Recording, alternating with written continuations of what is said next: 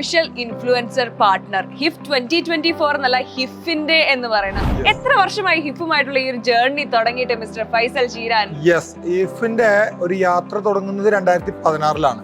അന്ന് ഇൻഡസ്ട്രി ഒന്ന് സ്റ്റക്കായി നിൽക്കുമ്പോൾ ഉണർത്താൻ വേണ്ടിയിട്ട് കേരളത്തില് പ്രത്യേകിച്ച് തൃശ്ശൂരാണ് തുടങ്ങിയത്. അപ്പൊ ഞങ്ങളുടെ നാട്ടിലാണ്. അന്ന് മുതലേ നമ്മൾ ഹിഫിന്റെ കൂടെ ഉണ്ട്. നമ്മളെ ഞെട്ടിച്ചൊരു സംഭവമായിരുന്നു. ഒരു 5 സുഹൃത്തുക്കള്, യുവാക്കള് ഒരു വലിയ ഇന്റർനാഷണൽ എക്സിബിഷന്റെ അതേ സ്റ്റൈലിൽ ഒരു എക്സിബിഷൻ കൊണ്ടുവരും. അത് ഓരോ വർഷവും മികച്ച രീതിയിൽ പോവാ. ഇതിപ്പോ 8ാമത്തെ വർഷമാണ്, 6ാമത്തെ എഡിഷൻ ആണ്. സൂപ്പർ ആയിട്ടുണ്ട്. എന്താ അതിന്റെ ഒരു സ്റ്റൈല്, ഇതിന്റെ ഇവര് ചെയ്യുന്ന കുറെ കാര്യങ്ങളുണ്ട്. ഓട്ടോമേഷൻ മുതൽ ഇവിടുത്തെ സ്റ്റാളുകളുടെ ഒരു ഡിസൈൻ മുതൽ എല്ലാവർക്കും കൺസൾട്ടേഷൻ കൊടുത്തിട്ടാണ് ഇവർ ഈ സ്റ്റാൾ ഇടിപ്പിക്കുന്നതൊക്കെ. ഓൾറെഡി ഇവരൊക്കെ സംരംഭകരാണ്. 5 സുഹൃത്തുക്കളും സംരംഭകരാണ്. 5 സുഹൃത്തുക്കളും നമ്മളുമായി ഒരുപാട് കണക്ട് ആയിട്ടുള്ള. അവിടെ തന്നെയാണ് എന്റെ ഒരു സംശയം വരുന്നത്. ഇവരെല്ലാവരും മാനുഫാക്ചറേഴ്സ് ആണ്, സ്വന്തമായിട്ട് കടയും കാര്യങ്ങളെല്ലാം ഉണ്ട്. എങ്കിലും കോമ്പറ്റീറ്റർ ആയിട്ടല്ല, ഇവർക്ക് ഗൈഡൻസ് കൊടുത്തുകൊണ്ട് മുൻപോട്ട് പോകുന്നു. ബാക്കി എല്ലാവരും ഒരു വാശിയോടുകൂടി മുൻപോട്ട് പോകുമ്പോഴത്തേക്കും ഇവിടെ അങ്ങനെയൊന്നും ഇല്ല. അത് ഈ ഗ്ലോബലൈസേഷന്റെ ഭാഗമായിട്ട് നമ്മൾ പല സ്ഥലത്തുനിന്നും പ്രൊഡക്റ്റിൽ ഇമ്പോർട്ട് ചെയ്യുന്നുണ്ട്.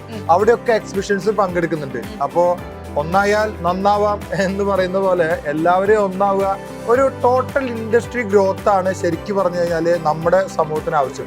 അല്ലാതെ ഒരാൾ മാത്രം വളർന്ന് നമ്മൾ ഈ തവളെ പോലെ ആവരുത്. ഒരു ഭാഗം മാത്രം വീർത്തിരിക്കാൻ പാടില്ല. എല്ലാവരും വളരുമ്പോൾ അതിനോടൊപ്പം നമുക്കും വളരെയധികം വളരാൻ പറ്റും എന്നുള്ളതാണ്.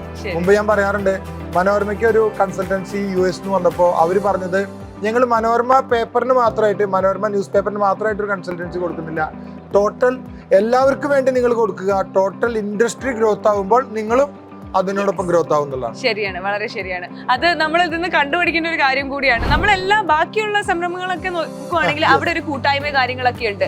അതിനെ മുൻനിർത്തി കൊണ്ടുപോകാനായിട്ട് ഒരു പ്രശ്നങ്ങൾ വരുമ്പോൾ നേരിടാനാണെങ്കിൽ, അതും അല്ലെങ്കിൽ മാർക്കറ്റിൽ കുറച്ച് ഇൻഫ്ലുവൻസ് ഉണ്ടെങ്കിലും ഒന്ന് മാർക്കറ്റിംഗ് ചെയ്യാനാണെങ്കിലും, ഇവിടെ എൻ്റെ ഒരു എക്സ്പീരിയൻസിൽ 2022 മുതൽ ഇന്ന് ഈ ഒരു 6th എഡിഷൻ വന്ന് നിൽക്കുമ്പോൾ വെബ്സൈറ്റുകളായിക്കോട്ടെ, സോഫ്റ്റ്വെയർ ആയിക്കോട്ടെ, എല്ലാ രീതിയിലും ഹിഫ് വേറൊരു ലെവലിൽ തന്നെ വളർന്ന് കഴിഞ്ഞു. ടോട്ടൽ ഇൻഡസ്ട്രിക്ക് ഗ്രോത്ത് ആവുന്ന കുറെ പ്രൊഡക്റ്റുകൾ, ബൈ പ്രൊഡക്റ്റുകൾ ഇതുവഴി കിട്ടുന്നുണ്ട്. ഓരോ എക്സിബിഷൻ കഴിഞ്ഞു പോകുന്ന ആളുകളും ആ ഒരു വർഷത്തേക്കുള്ള ഊർജ്ജമാണ് സംഭരിച്ചിട്ട് പോകുന്നത്. ആ വർഷം അവര് എത്രത്തോളം നല്ല രീതിയിൽ ബിസിനസ് ചെയ്യാൻ കഴിയുന്നു എന്നുള്ളത് ഓരോ എക്സിബിഷനിലും കാണുന്ന ഓരോ സ്റ്റാളുകളിലും അവരൊരു ലേണിംഗ് അവിടെ നടക്കുന്നുണ്ട്. അതാണ് ഇതിന്റെ ഹിഫിന്റെ ഏറ്റവും വലിയ പ്രത്യേകത. അതെ, ഇപ്പോഴത്തെ ആളുകളുടെ ആ ഒരു എക്സൈറ്റ്മെന്റ് എന്ന് പറയുന്നത് സീസൺ 7th എഡിഷൻ. 7th എഡിഷനിൽ എന്ത് വെറൈറ്റിയുമായിട്ടാണ് ഇവര് വരാൻ പോവുക എന്ന് തോന്നിപ്പോകും നമുക്ക്.